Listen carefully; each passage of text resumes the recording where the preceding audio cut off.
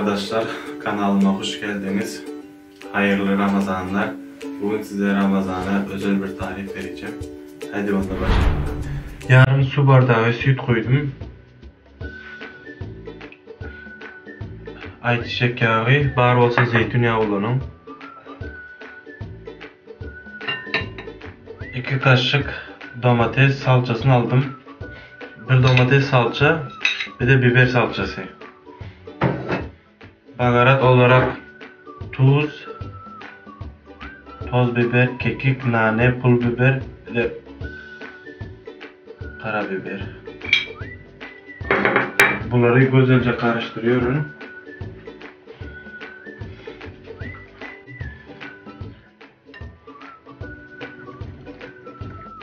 Dilimlemiş olan göğüslerimi, tavuk göğüslerimi şimdi iyice karıştırıyorum.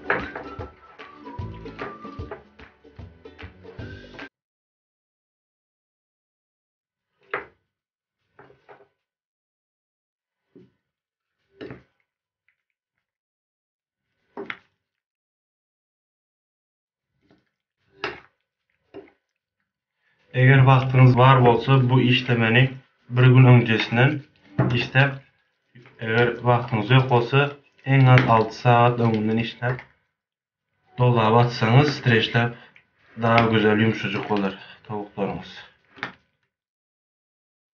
Eğer süt yok olsa süt yerine yoğurt kullanabilirsiniz. Bir de sarımsak elinizde var olsa. Yemeğimiz pişene kadar iki farklı salata yapalım. Birinci salatanız için kalbasanı yani salami maydacık doğradım.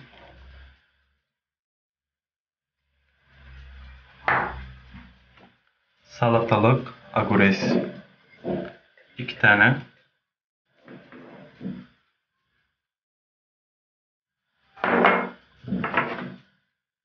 Zelin, maydanoz, ukrop. Bir de mısır, mekke.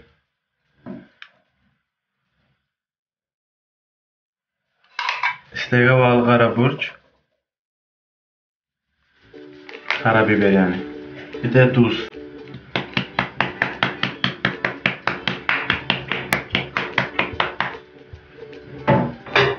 En son mayonez. Karıştıralım.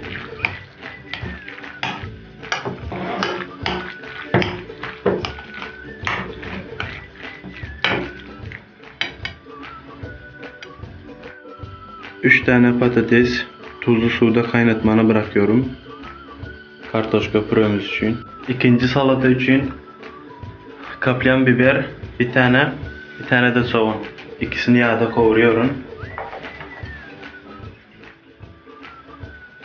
Ocağın altını kapatıyorum ve salatalık koşuyorum. Yani agures.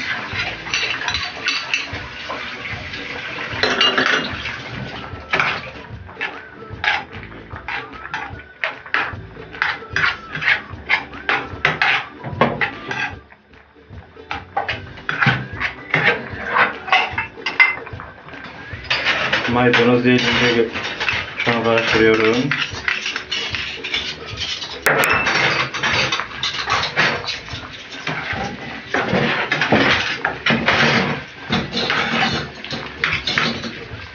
Tuzunu, karabiberini şimdiden atıyorum.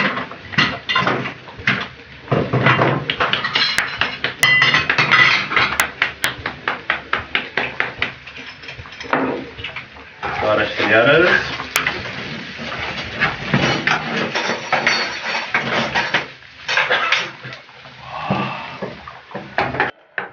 Tavuğun içi için 2 tane biber, 1 tane kapyan biber, 1 tane havuç jülyen şekilde doğradım. Şimdi bunları yağda az bir şey söteleyeceğim, fazla pişirmeyeceğim.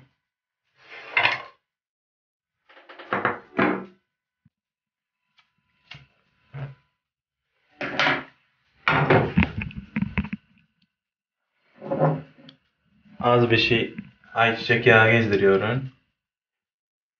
Bir de tuz.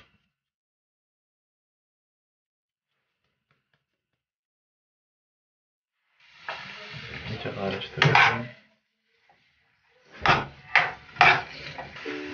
Biberlerimi fazla pişirmeyeceğim. Çünkü fırında da pişecek.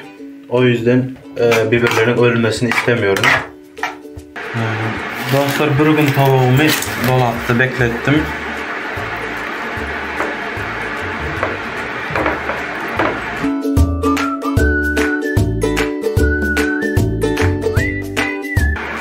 İşlerini de bir-birden salyarız.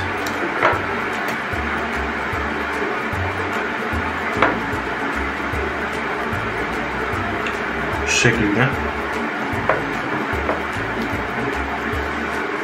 Böyle ince ölçüdeyim. Tepsiye düzeceğiz.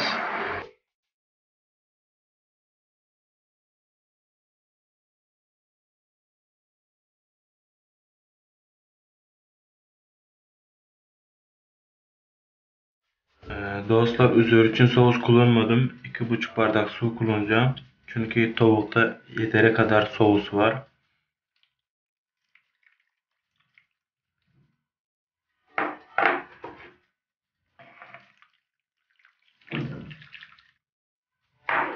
Şimdi 160 derece önce ısıtılmış fırına atıyoruz. Yaklaşık 30-40 dakika.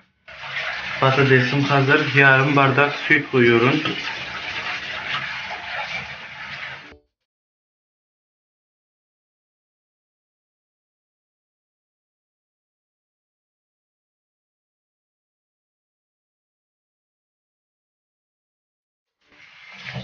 Karabiberini veriyorum. Bir de muskat rendeliyorum. Arkadaşlar, bu muskat değil, muazzam bir kokusu var. Hani vanilya gibi düşünün. Eski videomda anlatmıştım.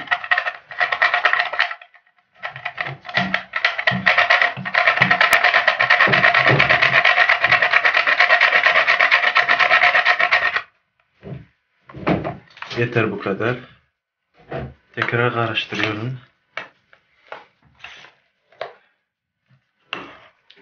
Evet dostlar, yemeklerim de hazır. Artık servis edebilirim.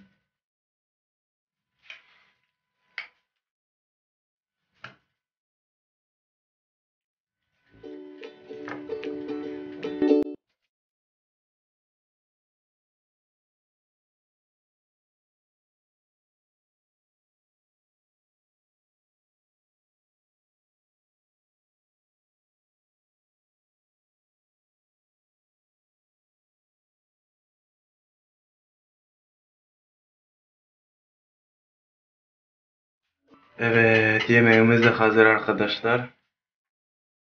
2 dakikadan ezan okunacak. Biz de ağzımızı açacağız.